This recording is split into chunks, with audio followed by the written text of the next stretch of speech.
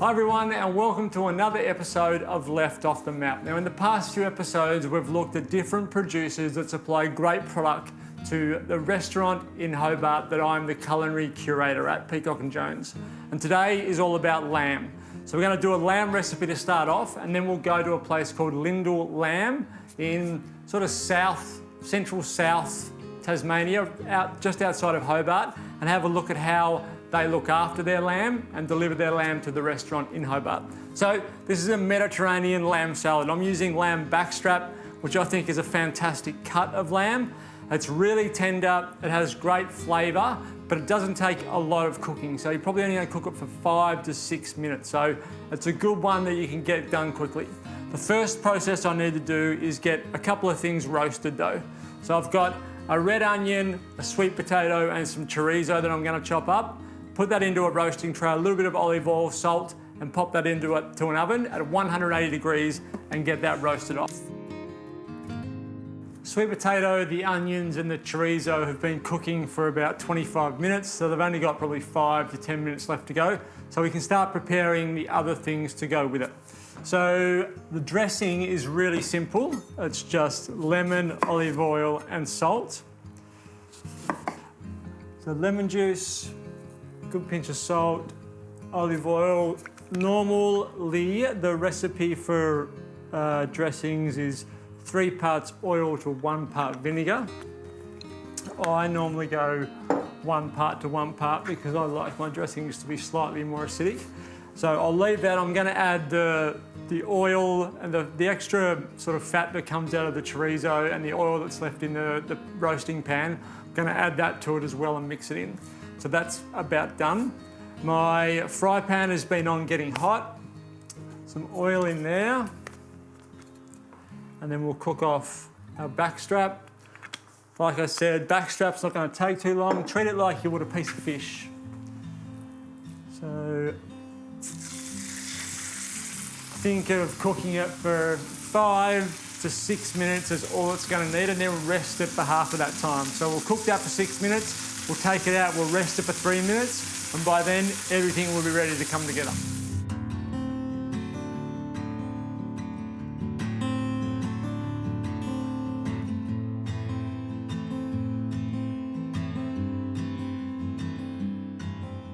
Lamb is out of the pan, and it's resting. I can get my roast vegetables and chorizo out.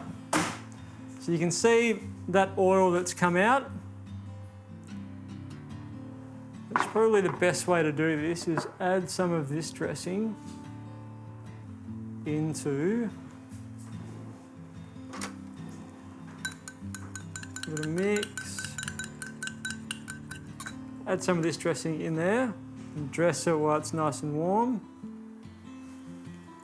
And that'll mix together with that oil, that chorizo oil that's in there. So we can now plate up.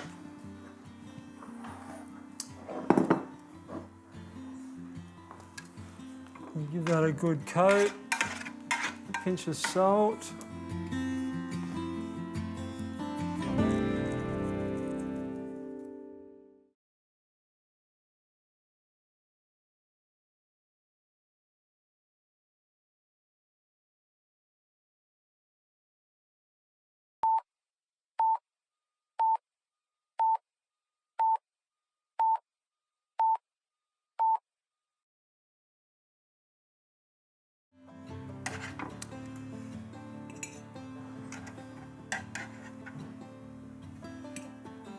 The colour that chorizo makes the dressing is awesome. I love it. All of that paprika that leaches out. All right, so there are our vegetables. Now we can carve up our lamb backstrap. It's been resting long enough. So you just want to cut that into probably 1 centimetre slices. Place that on top.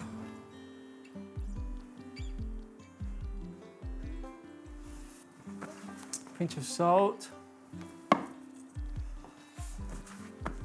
Now I'm going to use the dressing in the pan to dress the lamb as well. So we'll get a spoon of that on top of the lamb. And to finish off, just for a little bit of creaminess, I'm going to use some of the Ashgrove feta. So just going to crumble some of that feta on top. Then I can garnish with a little bit of parsley, and the dish is done. Just crumble some of the feta, add some creaminess to the dish, and just a different texture as well.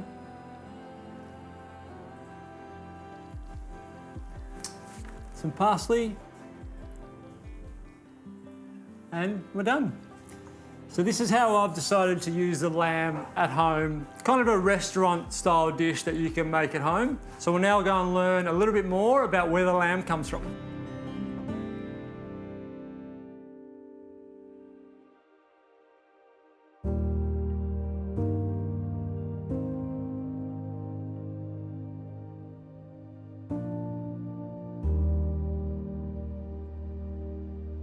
Welcome to Lyndall, guys. It's beautiful, isn't it? Amazing. I was expecting something pretty nice for this part of the world, but this is on a completely different level to what I was expecting to see when we came out here.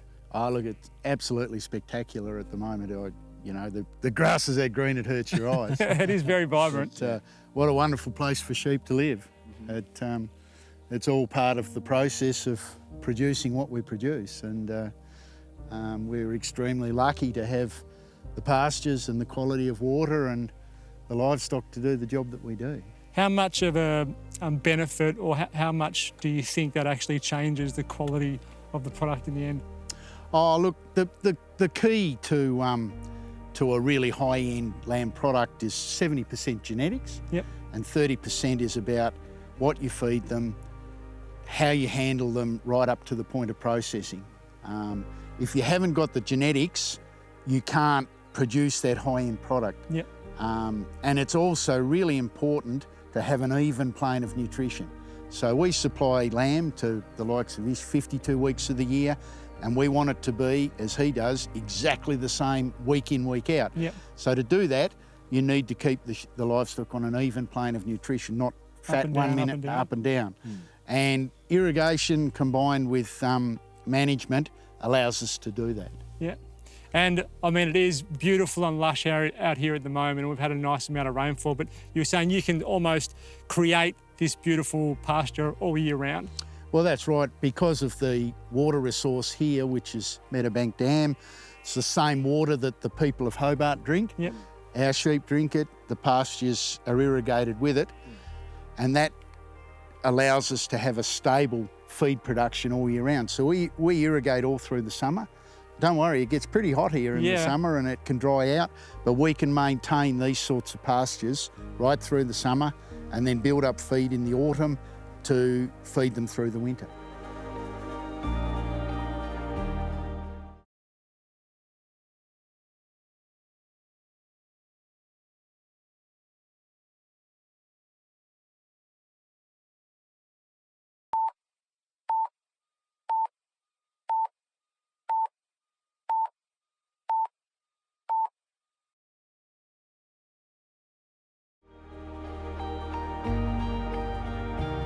And this is pretty open, free-range farming here. How much land have the sheep got to graze on? Most of our paddocks are in anywhere from 10 to 20 hectares, right, and we rotate them round. At the moment, it wouldn't matter how many you had, they'll struggle to eat it all. But these sheep are in here. When they've chewed this down, they move on to the next paddock. This grows, we irrigate it, and it continues the rotation round. Yeah. Normally we have this time of the year, probably a 30-day rotation. So they might be in here for 2 weeks. Then it would be 30 days before they're back in here again. Yeah. And all the other mobs are on a similar type scenario. And Ish, like George was saying, how important is it to make sure you get that quality all year round, that the lamb comes in, you know it's going to be absolutely spot on, whether you're in the start of summer or the middle of winter? Well, it's reflecting of quality. I mean, I'm actually stoked to be here in this place. I mean, this speaks of quality itself, whatever is behind us and around us. Just wanted to build a house down there and just move up. Yeah, actually I did. And it's just like, that's a good life, you know. I mean, you can imagine being here somewhere nice, quiet, and yeah, now actually I've seen it with my own eyes. There's a bit more story to tell, and you know, I mean, we always do get good compliments on the lamb in the restaurant itself. Like people love the lamb. You know, this is true Tasmanian local supplies that we're getting, and yeah, you've got to be blessed to be working with such produce. It's very important to us that it's a complete supply chain. So yes, we produce the lamb, and my wife and family are involved in that, but then it goes to a little local processing facility only 15 minutes down the road. He employs local people. It's a local business. Then it goes to Emma in town. Again, it's a local business. It employs local people. And then it goes to the restaurants. So the lamb's going right through this complement of the supply chain and involving lots and lots of local people. Yeah, and I just think that that's really important. Absolutely. I think chefs and farmers working together is the future, especially here in Tasmania. It's the future of that new food culture that Hobart's developing and Peacock and Jones is developing. I'm in awe of guys like Ish and yourself that create dishes with our product, and it's not something that's made, you're born with it. Like, to put flavours and things together to create something spectacular, I just think that's extraordinary, and it's quite humbling to go into a restaurant and see your lamb there and eat something. You go, that is just sensational. Anybody can chuck a chop on the barbie, but to make it into what these guys do at Peacock and Jones, that's a real talent. And it is the new ethos of Peacock and Jones is taking that locally sourced, high-quality product and teaming it up with your technique to create dishes that are the future of the food industry and the food culture in Hobart. Yeah, absolutely, because that's what we focus on, you know, taking true local Tasmanian heroes and, you know, whatever they've got, like their effort, we just try to amplify it on our menu. Because without people like George, like, there's no Peacock and Jones, you know. So it's about the quality of the produce we get. And we just showcase that with a little bit of twist on it. Because if you get first-grade quality, there's not a lot you got to do with, you know, food. I mean, it can be just amazing on its own. So, well, that's surprising how many people can stuff it up. I agree. Well, George, this is phenomenal. It's been a great day to come out here and see the greenness of the pasture. Like you said, it's so vibrant, it almost burns your eyes. And how relaxed and calm and easy life is as a lamb out here on this pasture. Yeah, no, it's a pretty good place to live if you're a sheep. Yeah, very good place to live. Well, Isha wants to move out here, so it's a pretty good place to live if you're a human. Yeah, no, we love it, and we're very proud of what we do. It's great. So you should be. You should be unbelievably proud of what you've created out here, your generations of family, developing the brand that it has, and that people like Emma and Ish and myself speak so highly of it in town, that it has got that great reputation. Thanks, man, I appreciate it. No worries, mate. Thank you very much for having us. Absolutely. Thank you. Thanks for coming, Ish. You're welcome anytime. Pleasure. Thank you so much. We'll move out here. Yeah.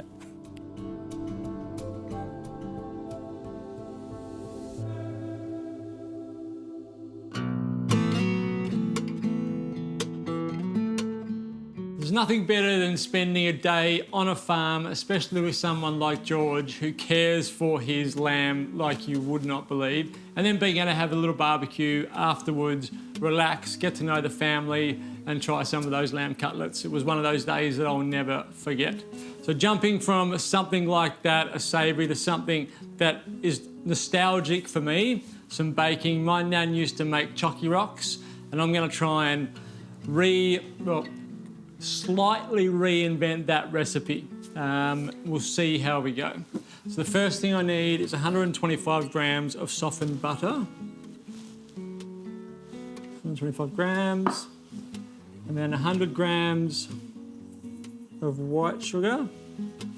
And 100 grams of brown sugar. And then I want to whip those until they're nice and light and fluffy. And then we're going to add the eggs. Normally only need one egg, but I've got silky eggs, so they're small, so I'm going to add 2 of those. Add them one at a time until we end up with a with a pale batter consistency.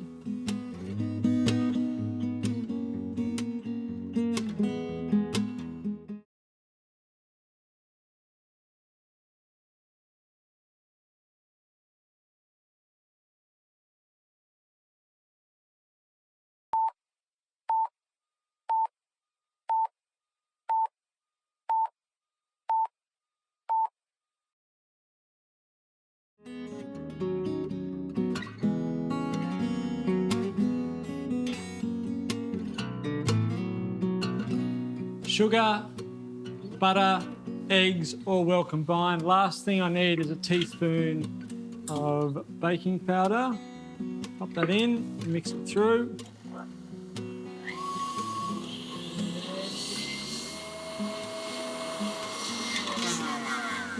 And that is our perfect batter. Okay, everything comes out of there now. We start to mix it in the bowl. Some dates, which I'm going to chop. We need about 75 grams of chopped dates. Got our batter. Put our dates into our mixture. Same with our choc chips.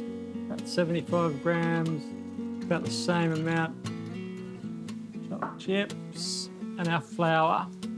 About a cup to a cup and a quarter of plain flour. So add a cup and then we'll check sort of the consistency as we fold all that together. Remember, we're after a biscuit mixture, not a batter mixture. So something that's pliable that we're going to be able to roll. We can probably another quarter of a cup. So 1 1/4 cups of flour.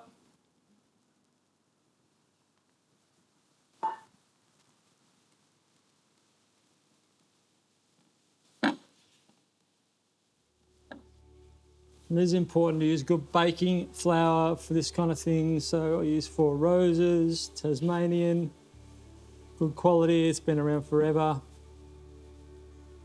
So I know it's good. I've seen the mill, I know the people, so I'm really happy with that. All right, so just a little bit of a sprinkling to take the stickiness away.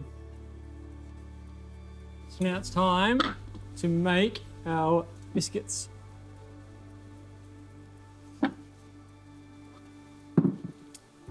Grab yourself you're after probably a golf ball size piece of dough. Roll it around. And then roll it and coat it in some cornflakes. This is going to give it a nice crunch. And then I've got a baking sheet here.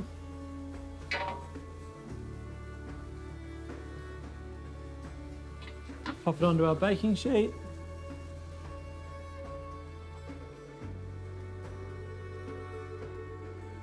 Down a bit.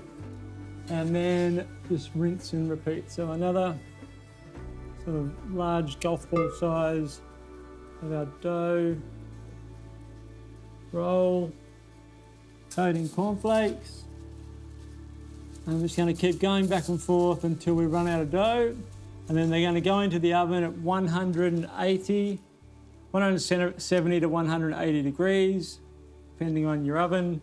And they'll cook for about 30 to 35 minutes until they're nice and golden.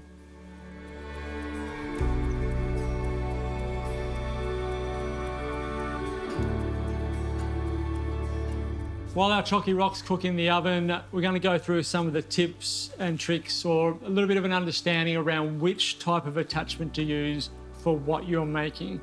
So your KitchenAid, you can get different attachments. You can get what I refer to as the balloon whisk or the normal whisk, the dough hook.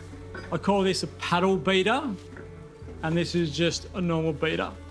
So your balloon whisk is ideal for aerating things. If you're making whipped cream, mousses, if you want to try and make a mayonnaise, anything where you've got to try and incorporate air into whatever it is you're mixing in your KitchenAid, this is the one to use. The dough hook, anytime you need to knead something, whether you're making your own bread or hot cross buns or something that requires a lot of kneading. So if you're making pasta dough, the dough hook is the way to go. That's what you want to use. Now, these are the two that confuse people most. The normal beater, this is when you don't have to worry about stuff sticking to the sides. So if you've got something in the bowl where you're not going to be worried about that ingredient sticking to the side. So if you were doing mashed potatoes, this is what you would use for that. The last one, the paddle beater, is when you're worried about something sticking to the sides. Butter, if you've got a sticky sauce in there and you need to scrape the side down. So that's what that one is used for. So good tips. Think about what you're trying to achieve when you're using your KitchenAid. Are you trying to aerate something? Are you trying to knead something? Are you trying to beat something that's not sticky? Or are you trying to beat something that might stick to the outside of the bowl? And they're the 4 normal attachments you will use. As soon as these came out of the oven and the smell and the sight reminded me of being a kid, going to my grandmother's place. The first thing you do when you walk into my grandmother's place is go straight to the biscuit cupboard. So these are spot on, exactly what I remember. So put them onto a plate. Allow them to cool on your baking sheet just for a little while because they will be soft. So Chocky Rocks, give them a go at home, see if it creates any nostalgia for you. See you next time.